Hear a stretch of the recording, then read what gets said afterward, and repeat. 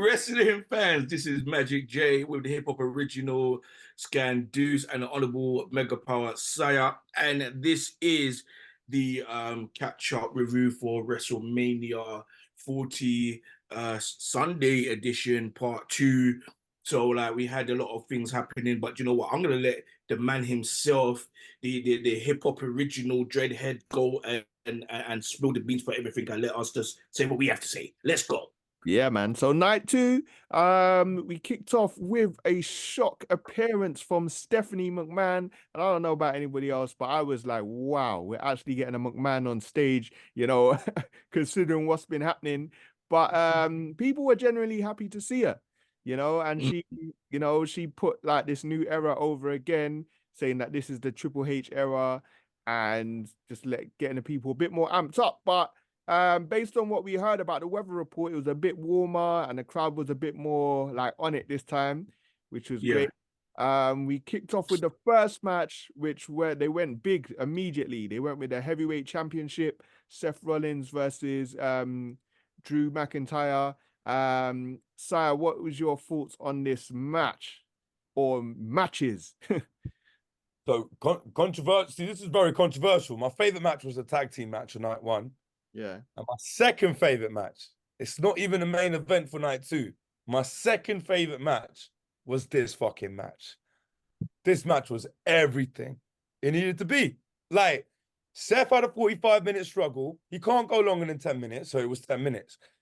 Fucking Drew took his head off before the bell rang, and boom, Claymore. It was finisher galore. We were doing a drinking game to halve your drink anytime someone kicks out of a finisher. We had to change it to a gulp. We were running, it was going to be an expensive night. But yeah, the fact that Drew was just the funny thing is, like, he was going through Seth's knee, going through his him being lethargic after a heavy night the previous night, taking advantage. But the only time Seth could get any sort of attack and offense in was when he turned his attention to CM Punk. Every time he looked at him, every time he threatened to go to sleep, every time he engaged with Punk, that was the only time Seth could get a clear attack and advantage to break him down. But eventually he was too much and got the win. Right. And he wins the title, cries. The crowd are genuinely fucking happy for him in front of a crowd. Even like he's become he's a baby face sort of moment in a way that he's won it. But then the sadisticness, the cogs sort of turn in his fucking head. He does some sexy weird crawl up to CM Punk on the desk, grabs the belt, shoves it into his face, and even shoves his balls right into his face, gives him the suck it, right? I see a Punk just sitting there, and me and SKANDOUZ can't hear Punk that much where we're sitting because of the commentating is quite low. So I didn't get to enjoy Punk's like commentary in it. But obviously he just popped off, took the strap off, the tricep strap off, crowd pop, smashed Drew in the head. No, he grabbed his leg first. He grabbed his leg. He grabbed his leg. Yeah. Then he took off his arm brace. Yeah, and then started stomping him. And then it's just Punk's expressions, man. The timing, the kiss to his wife, the purple color on the face, and the turn when Damian Priest comes out and runs through and just fucking clonks him in the head with it. The full run without stopping and just clonks the bray in the head. Brings him in, chokeslams and destroys his moment. Drew's insanity consumes him. His obsession with Punk has destroyed everything he's ever worked for. It set the table for a brilliant blood feud that I can't fucking wait for. And I have no idea what the fuck Damian Priest is going to do as world champion. So it's rejuvenated the whole title division there. Fucking excellently executed. And the piece de resistance, the clap from Punk, cross-legged on the table, fucking poetic. Yeah, man. Sick match. As what Ric Flair would do. Woo! That was an incredible match. I totally enjoyed myself. I never came to the pub to watch it with you guys because of my knee injury, but I sat down here just like how I'm sitting with you brothers, and I was in awe. I was like, no, I knew. I said to myself, why didn't my man just leave? What did I say to you, look? If he wins the belt, this will do him good when he comes to Scotland. Yeah. But bro, why are you going to Punk's face, CM Punk's face, and showboating and whatnot? I knew Damian Priest would come. I said, you know what? You're a little pussy, yo. Yeah. Damian Priest is gonna come down now and clutch your bumble wool. Yeah. And what happened? And I just went like that. I was just like, I was doing old school. I was doing the old school. Woo, woo, woo, woo, woo. Yeah. What is it? Yeah. He has to come and redeem and do better next time. You know what I'm saying? But at the end of the day, there's gonna be that big war now. CM Punk and that Scottish warrior. You know what I'm saying? But CM Punk's arm is good. It's not broken no more. It's good. He's good. So don't be fooled. He's good. So I loved it. Yeah. Scan, what did you think? I don't know if he's clear to compete yet, but he didn't need the arm brace. If you saw any of the stuff he was doing over the whole WrestleMania weekend, he weren't wearing no arm brace. But I must say something about the entrances though. Like Drew's entrance with all the guys with the swords out, like the bagpipes, it was epic, bro. They gave him as bigger entrance as they could possibly give him. And then Seth went bigger, bro. He came out on some Adam Rose with about 100 guys dressed up as crazy clowns, just following him to the ring, dancing on a madness, going, oh, playing all fairground music. It was nuts, bro. So definitely big them up for their entrance. They were unique, bro. I'd never seen anything like that, bro. That was crazy. The match itself was just like, it will stand out in history because it was literally just finisher. It felt like a Brock Lesnar Goldberg match, you know, on steroids, man. And I definitely want to watch this again because I want to hear the commentary properly because I'm hearing madness about the commentary. But I mean, yeah, it played out exactly how it was supposed to play out, man. A lot of people predicted this outcome, but it was what it was and what it needed to be, and it was brilliant, man. But then we will get across to the Philadelphia street fight. You know, this was kind of like a homage to ECW, really, with Bubba Ray Dudley as the guest referee, Snoop Dogg on commentary, promoting his gin and juice. It was Bobby Lashley and the Street Profits versus the Final Testament. And yeah, boy, it was a lot, man. Magic J, what's your thoughts on this 6-man tag? Incredible match. I enjoyed it. I doubted that Bobby Lashley and Street Profits would win, but they must have done the Hulk Hogan, man. Say your prayers and take your vitamins, boy, that day. You get what I'm saying? Because they was on smoke. You get what I'm saying? They was really on smoke. And you know what I mean? Even the commentary from Snoop Dogg was so hilarious, you know, so hilarious. But you know what? It would have been good of Final Testament. Is that the name? Final Testament? That done even better because of how they be going on in the last month and a bit now. But you know what? You know, big up to the black people, them, innit? No racist business, but big up to the Street Profits and big up to Bobby Lashley and big up to what's her name? Who's part of Hit Row? B-Fab. Yeah, she came in, done all her two little bits. Gavin should have been a 4-4 with the two gallon beefing, but it is what it is, man. Like it was an incredible match, you know. Final Testament could have done better, but you know what? You know, Bobby Lashley, Street Profits. Yeah, fight Bobby. Yeah, man. Done his thing, man. Sire. Cool. Sire, what you saying, bro? I have no fucking clue like what went on in this match, honestly. Like I was doing everything in my diplomatic power to restrain myself from slapping a bartender, I guess, who was being an idiot. Taking a very long time to understand what I was saying and then got extremely aggressive and leery.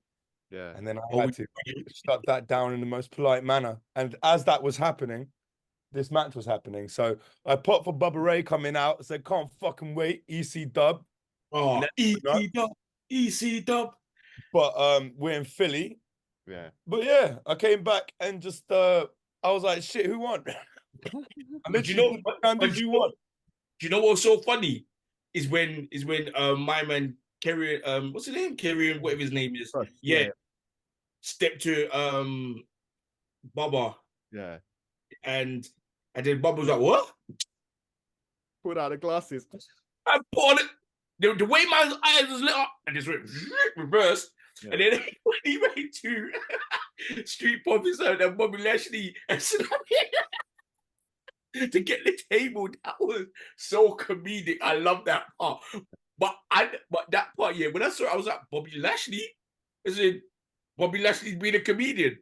Yeah. I've never seen that before in my life. Do you know what? Do you know what though? It was very house showy. Like it was like it wasn't. It didn't come across that like as a proper serious competitive match. It was just a few It was high like WWE in your house. Yeah, to entertain the audience really, and we knew like the result wasn't really in question. You know, it was a feel good moment, and it was a solid performance. I'm happy for Bobby Lashley and the Street Profits. I'm glad they got on the main card in the end. You know, but yeah, man. Hopefully they'll give him a proper feud now, man. They keep hinting that something's gonna happen with my guy from the Street Profits, so we're gonna see what happens now on Monday Night Raw and for that team going forward, man. But up next we had the blood feud, man. You know, sponsored by Slim Jims. It was LA Knight versus AJ Styles. Yeah, Jay, do you want to kick this one off? What did you think about that match? Woo. That match was okay. Okay. I think that they could have went in even more harder than how they was, because obviously when it comes to the wrestling event, what they done a couple of days ago, prior to that, they was all beating up each other, you know, in front of fans, and LA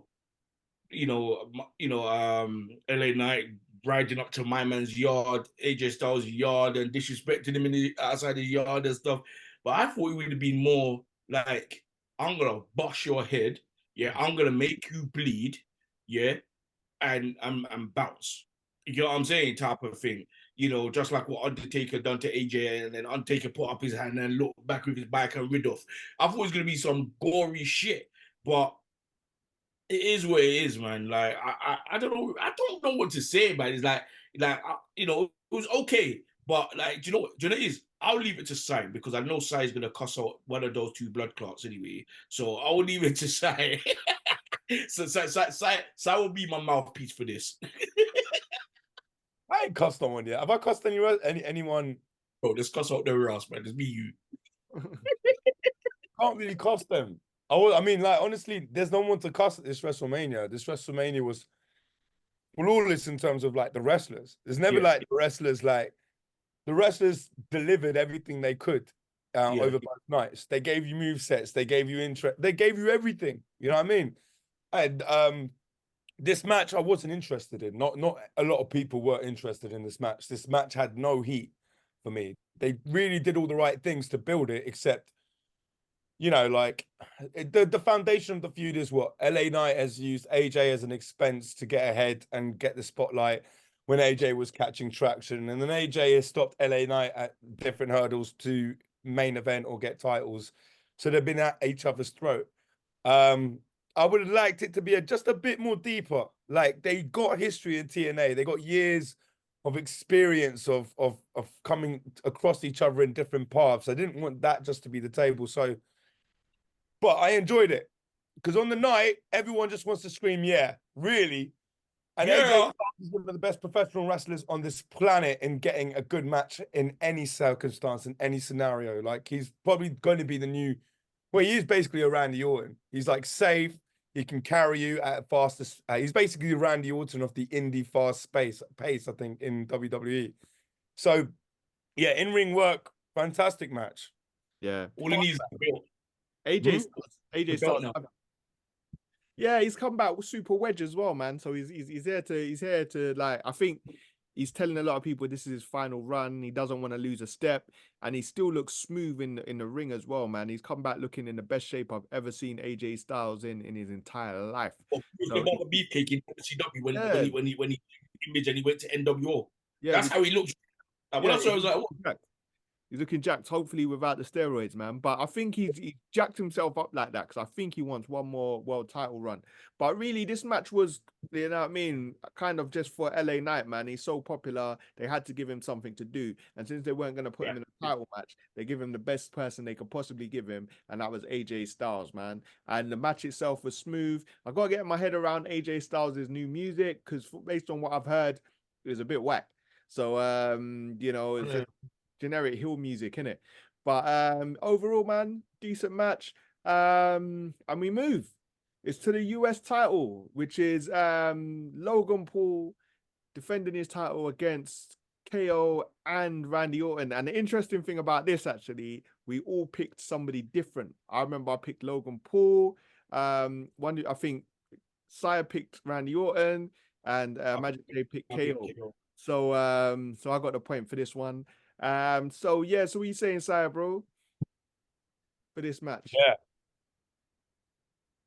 This is the part when I was a bit drunk and I you know what you're like, yeah, I'm not gonna remember. Actually, that didn't happen with Sammy in the tag team match.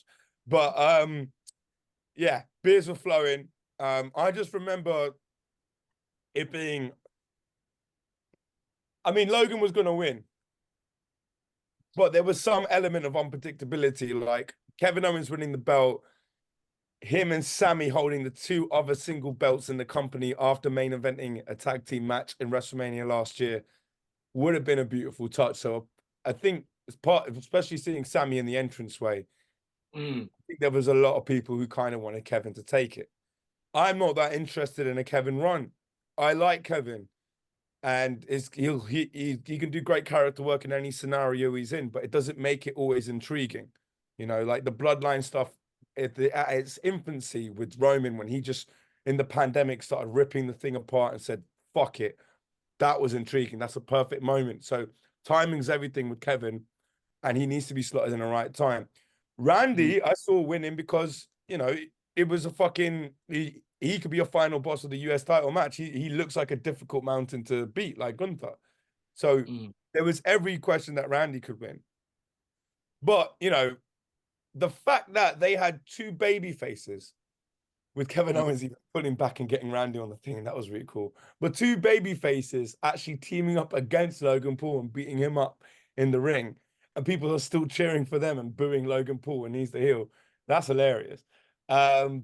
But yeah, I think it was the right decision for Logan to win, honestly, to carry the storyline out. So good match and good spots. And I can't remember some of the spots because I was drinking. Go on. Cool. Magic J. Do you know what? It was funny. You know, the match, the whole match was funny. Like especially when KO came down and then Randy came down, and then, you know, KO reversed back with his little buggy. You know, do you know what it is? Yeah, the most funniest highlight of the whole thing is seeing ISO Speed, the social media, you know, 21-year-old social media, you know, YouTuber king getting his head whooped. You know, Randy Orton picking him up and go back to him and just slamming him down. What did he say to him? Because we couldn't hear it.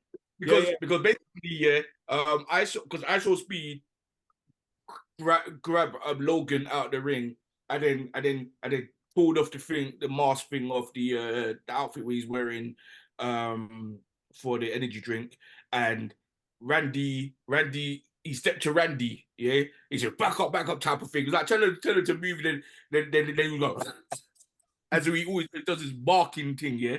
So my thing just went, ripped his outfit off, picked him up and went, I don't see him. Yeah.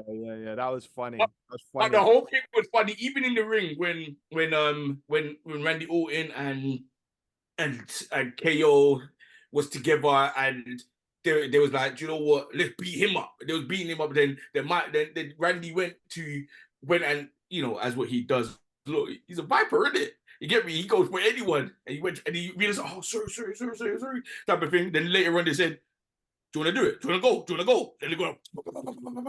Yeah. That was just hilarious. Like, it was all entertainment. That I think all that was entertainment. But for Logan to win it, like, I wasn't surprised for Logan to win it. I wanted KO to win it.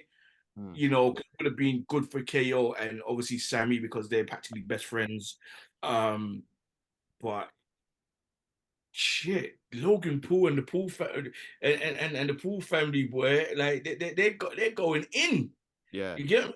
Yeah. So, and it's a big for him as well because Prime was one of the main sponsors of WWE. Well, is this main sponsor of WWE? It was in the center of the ring on the turnbuckles as well. And a You big know, giant bottle on the side of the stage as well. there you go. So you have to give it to Logan Paul and the whole Prime. Logan Paul, KSI, and the rest of the Prime team. I salute you, man. Continue good work because you look done amazing with this one. Yeah, this will definitely be known as the WrestleMania where WWE went sponsorship crazy, bro. They had in like dude wipes, which is like literally toilet wipes for men, you know, was promoted heavily throughout the both nights of WrestleMania, which was absolutely hilarious. But yeah, but you know what? I think they were right. There was like when they first presented the concept of putting a giant Prime bottle in the middle of the ring, I thought, you know what, it's gonna ruin wrestling. But I think after a while, you kind of forgot it was there, to be fair, you know. So I'm not completely mad at it. I did notice one thing with the Prime bottle. Yeah, and I agree with what you just said, Scan. It wasn't as in your face as I thought it'd be. Yeah. But the first night when Cody kissed the ring, he kissed the Prime bottle directly. And then I didn't like that. But the second night, I think he learned what he did and he moved a bit forward. So his knees were on the Prime bottle and he kissed the ring properly. Do you know what I mean? That was the only thing I noticed about it. And I think I think KO was smashing Logan's head in a turnbuckle at one time, and he was like, "Yeah, go drink Prime, go drink Prime." Just like bang, bang, bang. So I was cracking up, man.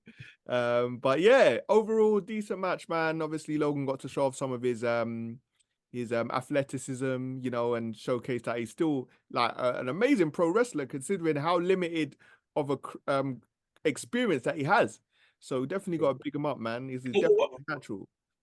I got a feeling Ricochet is gonna go fight him and possibly maybe get that belt because I can see it. They're going again because they fought already. Yeah, that was incredible. You know, superhero, Superman, Batman, flying type of match. But I can see because Ricochet's getting better now. They're giving him good matches to win.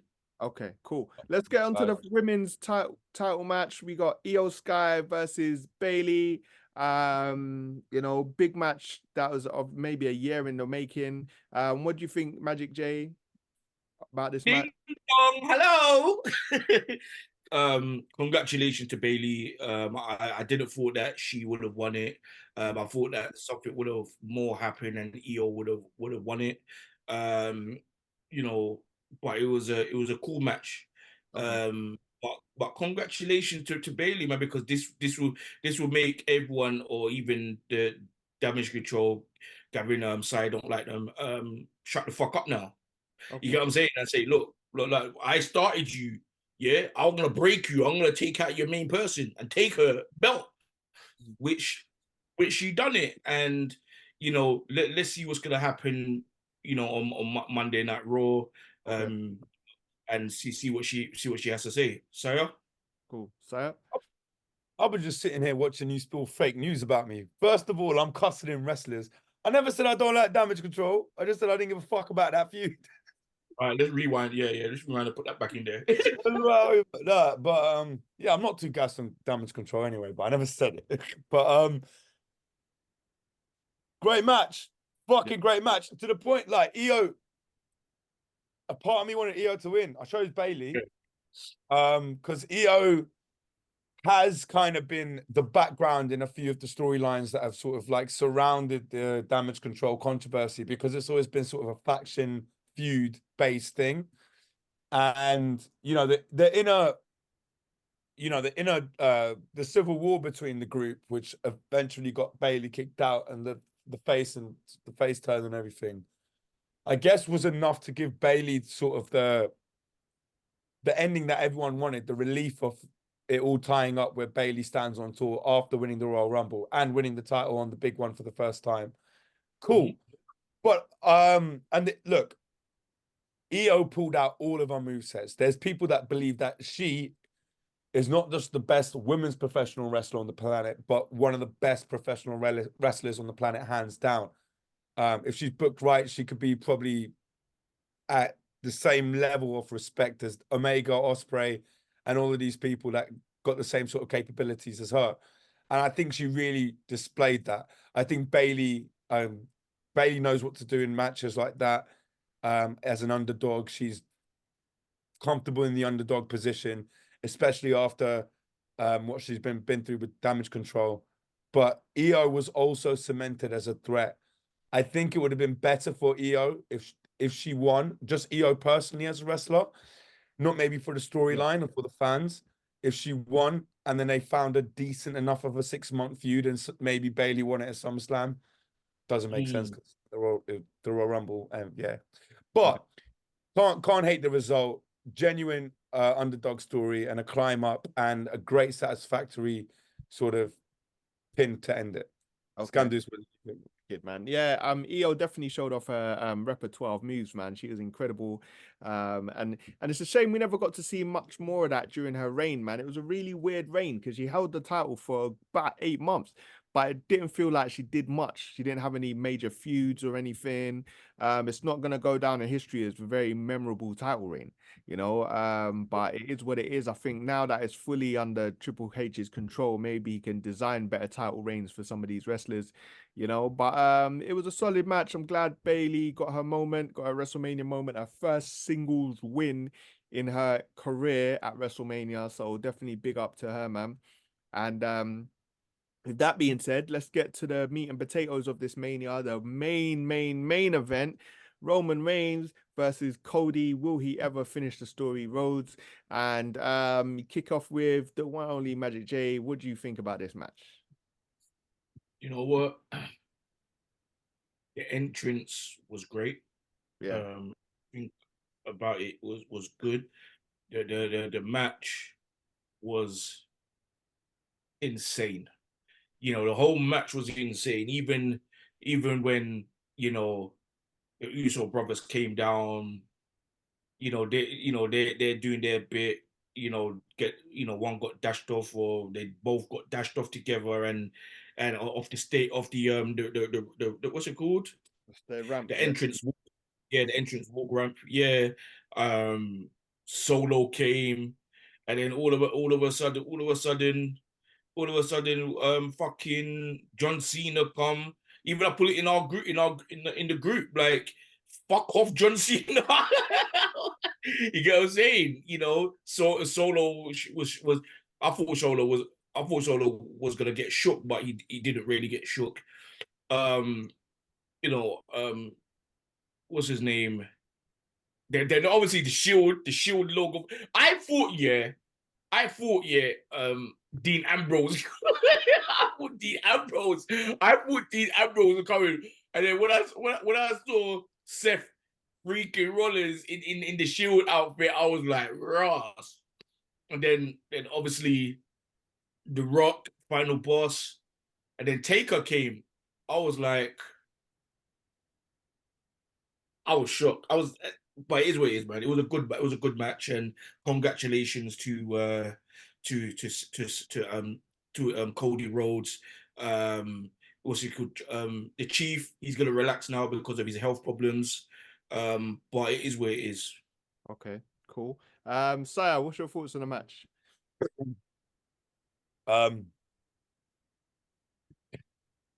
People are calling this the best ever WrestleMania main event. I mean, that's a bold statement. I mean, and that's difficult to say because you can take different things from the main events over the WrestleManias in the past years. But I can see why they would say that. I think it's quite spectacular that everything that happened in that match, apart from The Undertaker instead of Stone Cold, everyone thought that was basically how it was going to happen, apart from a few other beautiful Easter eggs, like Roman hitting Seth with a chair instead of Cody. The real cement, the real foundation of this tribal chief stuff was Roman's like paranoia and entitlement after everything he's done for this company. And like, I think Seth's that moment was a great Easter egg that I never thought I'd see. It might have been, I don't know what it was. I think the commentary was really good, but we couldn't hear it. That really like painted different colors for this thing. Like Michael Cole towards the end was fucking crying. Do you know what I mean? I love professional wrestling in absolute tears. It's Samantha when she was doing the Samantha was crying. Oh. Everyone who, and I don't need to call the play-by-play. Go watch the fucking match. But like everyone coming out of the end who's feud, and I didn't realize this until I saw another podcast. And like everyone who ever feuded with the bloodline who was affected in some way, Kevin, Randy, Sammy, Jay, everyone came out after the 3.5-year reign of Roman to celebrate and lift Cody the way Dusty was lifted when they won the title for that split second. Putting over Triple H again. This is just like, it was one of the, it was the most important moment in WrestleMania history. I think that was the most important moment in WrestleMania history. It still wasn't my favorite match. Yeah. Only because even though I loved how predictable it was, there's a sting of me that likes to be surprised. And I did, and it's my fault. It is my fault. I was disappointed Stone Cold didn't come out. I imagined Undertaker coming out. Let me just give you an update on that. Apparently Stone Cold was supposed to come, but his wife was sick, so they had to replace him with the Undertaker. So that's why Stone Cold was there. But yeah, that's just. Whatever. It wasn't because they asked him and he was like, "No, I'm not coming." No, I wouldn't have thought that either. Like whatever Stone Cold may have his reasons. So say go on Stone Cold's page and say type to him to his wife, get well soon. No, man, his reasons aren't any of my business. You get me? Yeah. So like, I'm not saying like he should or should not be there. That's not what I'm saying. I'm saying like I had this excitement that my favorite wrestler of all time was coming out. Yeah. And so I felt just slightly deflated because I actually envisioned Undertaker coming out exactly like that, appearing behind The Rock. Yeah. But in my head, I thought he was gonna point and then Stone Cold was gonna come out. Do you know what I mean? That would have been hard. That would have been hard. And that Stone Cold's biggest, The Rock's biggest nemesis is Stone Cold. The Rock was taken down by Stone Cold when he was corporate Rock. So just in terms of if you've got the pen to finish the story in terms of like, mwah, do you know what I mean? That is like the beautiful touch. But yeah, regardless of paying too much attention to that, it probably is the best main event of all time. And I always agree it's the most important main event that's ever happened. Yeah. They wrote that like Avengers Endgame. And just another note on the whole why it was so impressive, the Seth Rollins thing, is because if you follow the storyline, he always said, Cody, I'm going to be your shield. But then he also said that he knew Roman Reigns' weakness because he was traumatized by the breakup of the Shield. And that's why that time when they had the Rumble match, Seth was the only person that beat Roman during his title reign by disqualification because Roman was so triggered by the fact that he came dressed as a member of the Shield, he wouldn't stop hitting him with a steel chair. So that if you see in that moment when he had the chair in his hand and he had Cody on one side and he had Seth on the other side, he hit Seth because he's never got over the fact of how the Shield ended. And the storyline wrinkle, bro, it just made that cinema. Like, that was beautiful. You know, and it had to end, man. And I think they found the perfect way to end the bloodline or end Roman Reigns' title reign. You know, I don't believe it's the end of the bloodline. I think there's definitely more chapters to go based on who we heard has just signed to the WWE. But like, in terms of a match, it was a spectacle, man. It was a Mania spectacle. The only down thing for me is like, I'm not used to seeing Undertaker in a tracksuit. You know what I mean? He should have made an effort, man. You know, coming to the party, wear a suit, bro. You know, it's like, but overall as a match, bro, it was absolutely epic.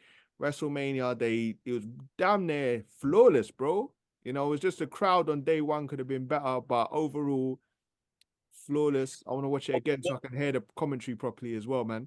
But what I did enjoy is at the end when okay, big up to all the crybabies out there, there's Cody crybabies. I'll give it to you guys. Cody Rhodes done a good one, but even when he called out Triple H and what's the other guy again who he called out again? I forgot his name now, man. Bruce Pritchard. Yeah, That's it. yeah. Bruce Pritchard, he's a legend as well. When they called out both of those two, and shook his hand, and even Triple H came in, put his head to his head, and was saying things to his ears, and then everyone was embracing each other.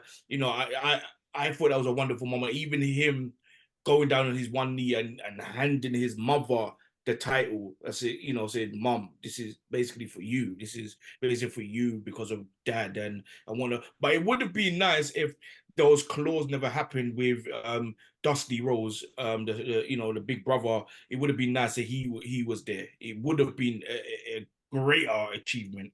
You know what I mean? I'll tell you that was an emotional moment, but actually the most emotional moment for me, which is quite like just out of nowhere, was the way Seth pointed at Drew, like, you look after that title, because he broke down. He was crying when he did that shit because he that meant a lot to him. He was like, I want that opportunity to build that title. He broke his back for it. He literally put his body through hell for it, and that sacrifice shouldn't go unnoticed. That was a nice moment too for Seth. So thank you, Seth. Thank you, Roman. And let's go, Cody. You know what I mean?